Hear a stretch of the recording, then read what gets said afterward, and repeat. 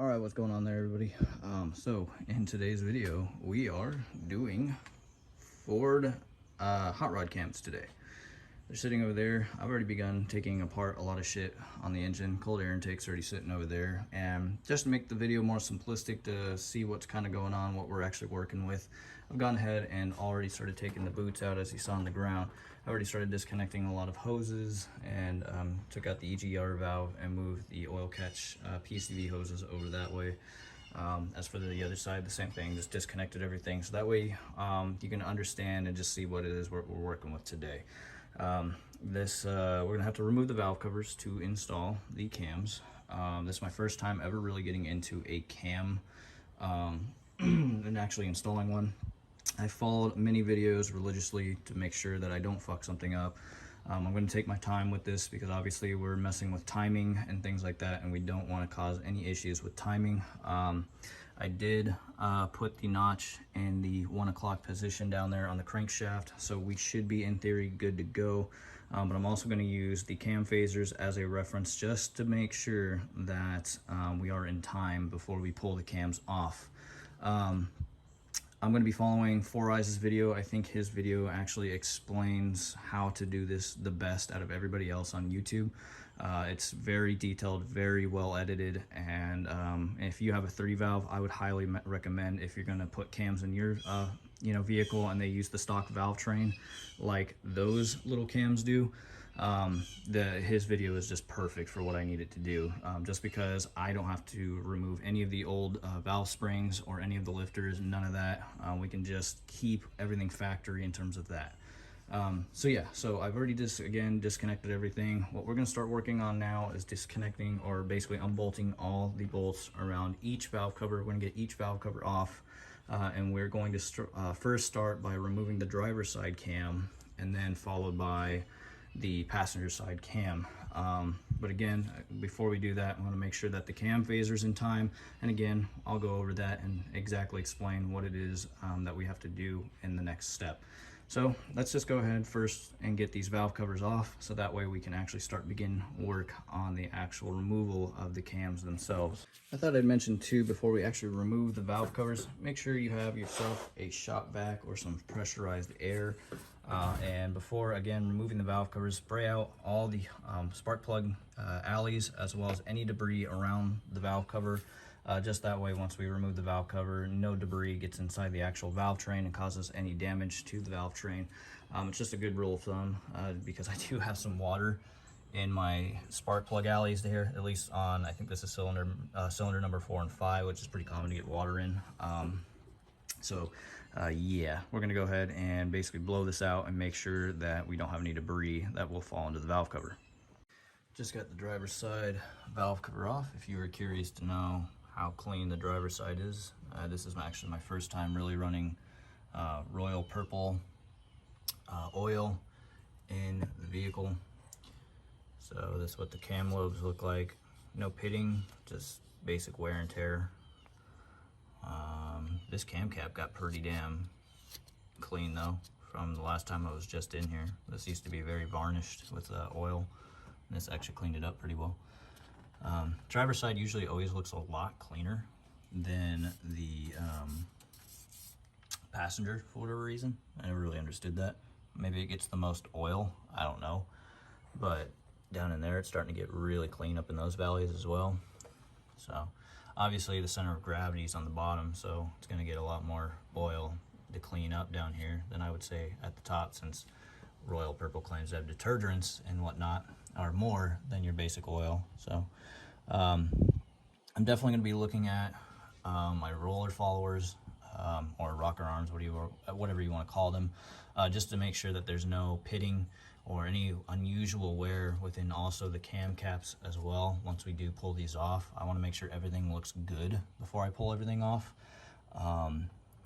because if there's any weird wear that I should be aware about, I don't really want to feel like putting on the new cam if there's something going on. Before we even take off this cam, we still got to do the passenger side, so let's get all those bolts out as well, and then we can just do one full crank rotation just to see if they line up accordingly. All right, this took a hell of a long time basically making rotations on the crank shaft. But how to tell that you're finally in position is this gray link right here matches up with the L for the driver's side.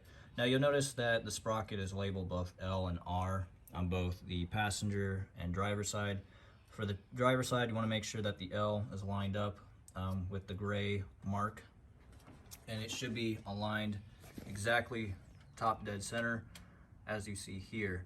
So if you notice, if you think of like a gun in an iron sight, you want it to basically that gray mark to face completely straight with the camshaft when you're looking at it at an angle, since this is a V configuration engine. You don't want to look at it from this position, but rather from that position, if that makes sense.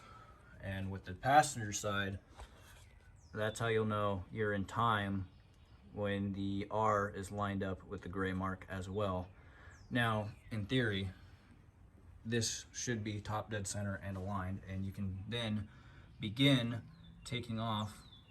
Gross, I get debris on my sprocket, that's not good. This should be good to go. You should be able to put your timing wedge into the chain here, which is this guy. You're gonna put it down up in here, and then just lock the timing chain and begin taking off the cam phaser. So we're gonna start taking apart the driver's side first, and we're gonna carefully begin taking off the cam caps. I will basically show you what order you need to take them off first, and we're gonna start doing that now. All right, the more and more I touch my phone, it gets more and more oily. All right, so we do have the driver's side installed here. I went ahead and lined up the key and the sprocket to the camshaft. As you guys know, there's a key inside the sprocket that will only align with the camshaft. And that's how you'll know you'll still be aligned properly with the camshaft the same way that the old one came off here. And before I even put the camshaft on, I went ahead and put some assembly lube underneath this one, that one, that one, that one, and the one in the far back there. You want to make sure that you are putting assembly lube on this stuff, since it is brand new parts, and you want to make sure that they're well oiled, because when you first start the car, that's when wear happens, etc. I'm also going to add the assembly lube to the cam caps here. Remember, these do come off in a certain order. We are going to first start with this one. I believe it's this one, then that one, and I think then it's this one here, and then that one, and then the last one.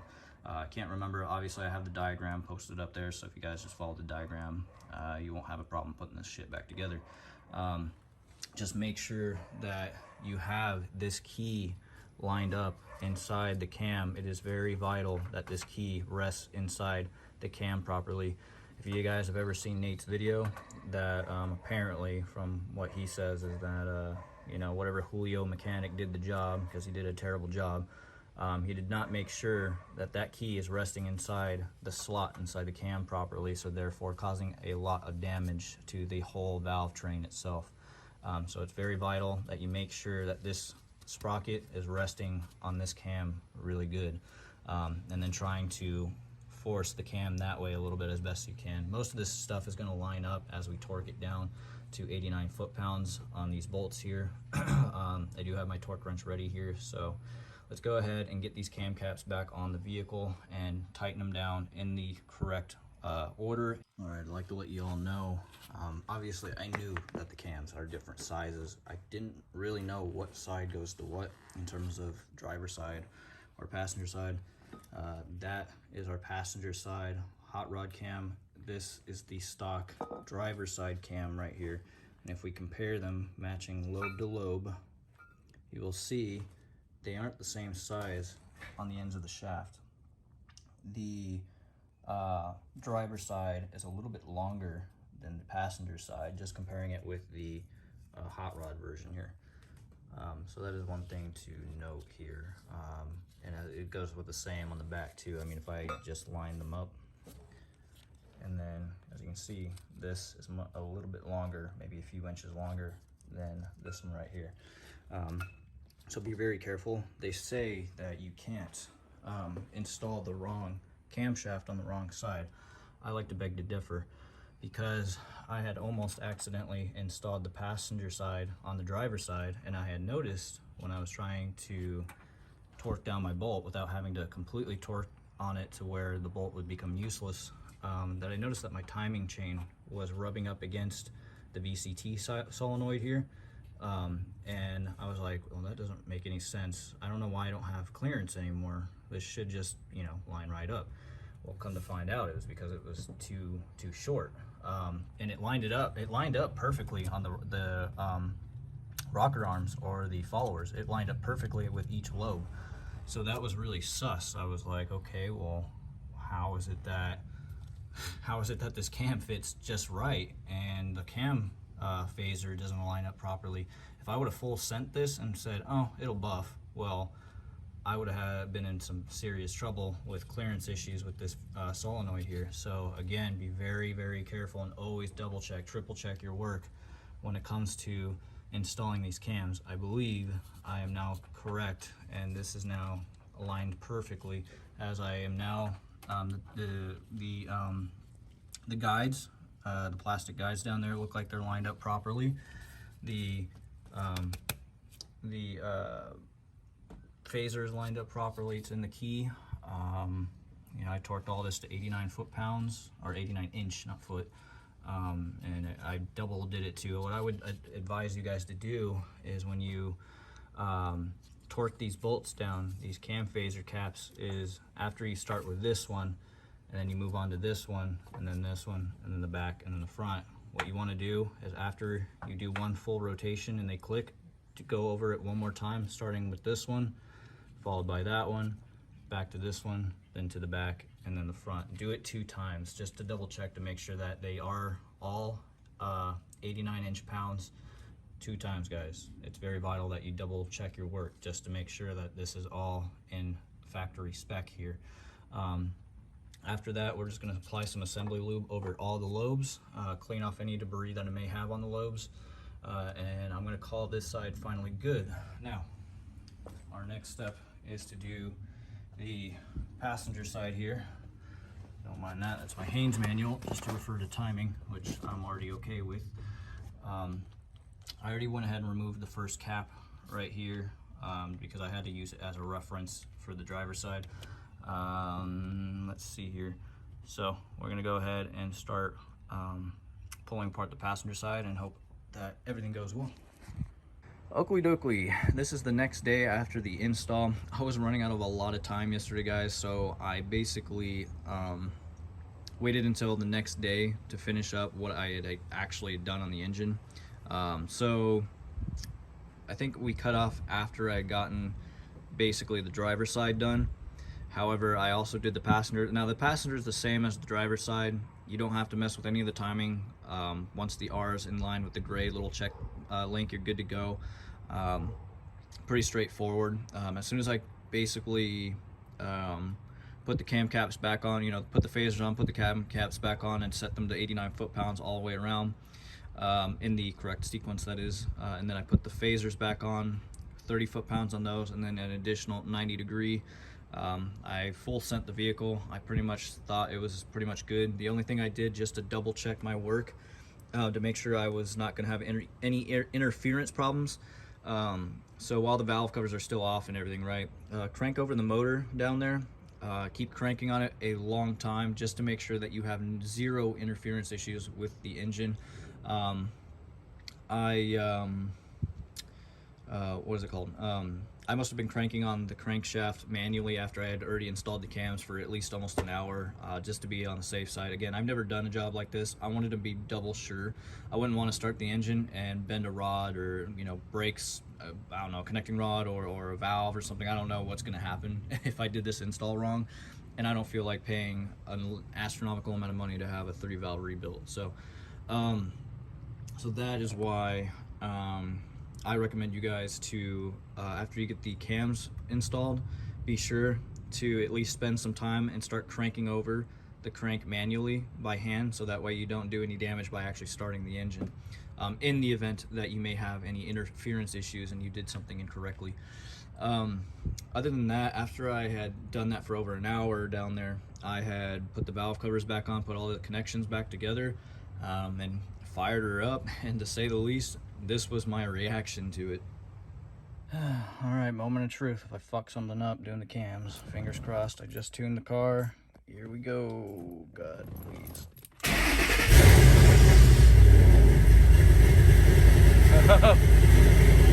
Hold on.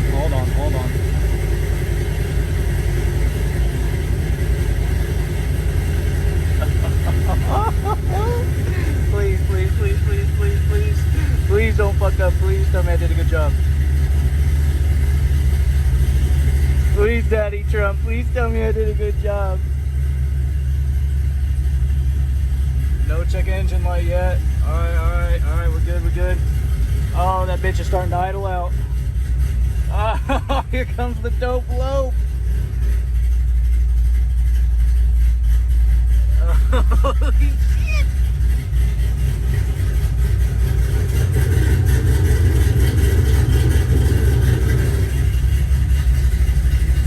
Oh no, I think we might be in business. Holy shit! I gotta let it idle out though. Let's go to the back. I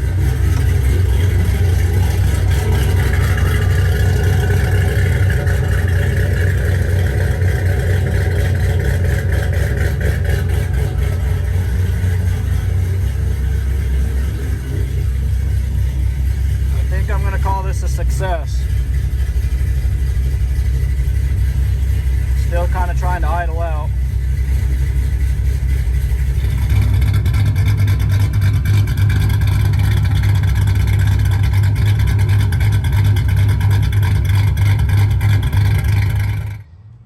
Yeah, so that was kind of exciting, I guess. Now, drivability wise, that I noticed that's a little bit different after I tuned the vehicle. So Lito's the one that tunes this vehicle. You guys, if you're into the 3-valve realm, Lito is one of the guys that pretty much is like the 3-valve whisperer. He's the guy that basically tunes these cars pretty well. It's on its first revision right now with the cams. I did notice some power loss in the higher end, so I think it's just because it's on its first base tune. I need to, you know, revise it over time, and I think it'll become pretty snappy. It definitely does chop kind of a little bit inside the car when you're in the cab. It does kind of buckle you around, but it's not that aggressive, so it's honestly just kind of feels like as if the cam never really changed. What you're really getting out of the hot rod cam is for its sound, essentially. The sound isn't as loud either compared to a more aggressive cam, but you can definitely notice it is cammed. And when you actually step on the gas, it doesn't sound any different than what it sounded like with the regular cams in terms of already having long tubes and the X-pipe and the Super 10s that are on it right now. Nothing changed other than that. I mean, it may have gotten a little bit louder, but it wasn't significantly louder. It still sounds about the same, other than that you're getting that choppy idle, the iconic choppy idle from the hot rod cam. It does buckle a lot more, I notice, in first gear. Obviously this is a manual. It likes to buckle real easily if you let off the clutch a little too soon. So now I gotta relearn the clutch again, based off of these cams. I think the way to combat it, I've been told, is you get the aluminum drive shaft, the Ford aluminum drive shaft paired up with this, and it should help minimize that a little bit. It's the 2-piece drive shaft design on the vehicle that allows it to buck a lot more due to the cams, the way that the cams are. So that's kind of unfortunate, but it is what it is. I will probably get that in the future, but my next mod that I want to be doing on the vehicle here really soon is going to be my drag tires. Those are my next, I wouldn't say it's a mod, but it's more of a cosmetic mod, I guess. I'm going to be getting some Lagunas, since they match this rim very well.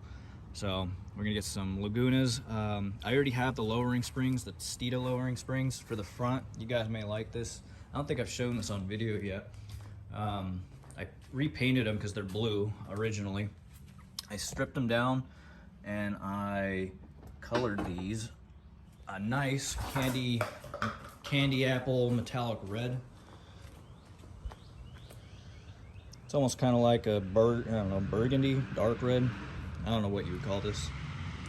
I thought it looked kind of nice. And somebody else has got their hot rod going.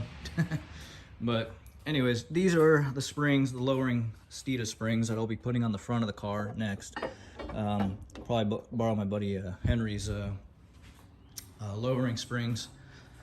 Or lowering spring what do you call it? Damn, I can't think of the word right now. The spring compressor for the strut, so that way I can take the spring off the stock one anyway, because this is literally the stock ride height with everything. So even the suspension for the most part is stock on this car. But yeah, anyways, that's pretty much gonna wrap it up for the cams. I do highly recommend this mod. Don't let it intimidate you. Honestly, this was quite an easy mod to do. Again, my only advice if you do do a cam swap is just make sure that the engine is in time. Make sure those gray links are matched up perfectly. The L should have a gray mark on it and the R should have a gray mark on it, and that's how you know you're dead center in time on the vehicle, and you can begin taking the cams off. Also, make double sure, triple check to make sure that the cam sprocket is on that camshaft 100%. Make sure you jam that thing on there really good. I want to say jam, but like make sure it's in the key slot properly. Do not full send the bolt onto the camshaft if you think that key is not lined up just perfectly on the camshaft, because otherwise you can do some damage to both the sprocket and the cam, and you will cause catastrophic damage to the engine. So yeah, double check your work, take your time on it, because I sure as shit tried to take my time on it, making sure all of my roller followers as well, my rocker arms, I made sure none of those were out of place. Those are real easy to pop out of place when you're removing and installing the cam. Make sure that your rocker arms, before you full send it, make sure all your rocker arms are still in their spots, because they're very easy to pop out of place when you're installing and removing the cams. Other than that, obviously follow the torque specs. Make sure that the cam caps go back on the same way they came off in each direction, and I mean, that's pretty much it. I mean, there's not much else to it. Just follow torque specs and all that good shit. So anyway, guys, if you have any questions, comments, or concerns, feel free to leave them in the comment section below. I look forward to my next little cosmetic mod for the car and my next little lowering springs that I will be doing. I might do an install on that one, but that one's pretty easy to do. I think I might just show a picture or something on my Instagram. So if you guys have any questions, comments, concerns, leave them in the comment section. I'll see you in the next video. Peace out.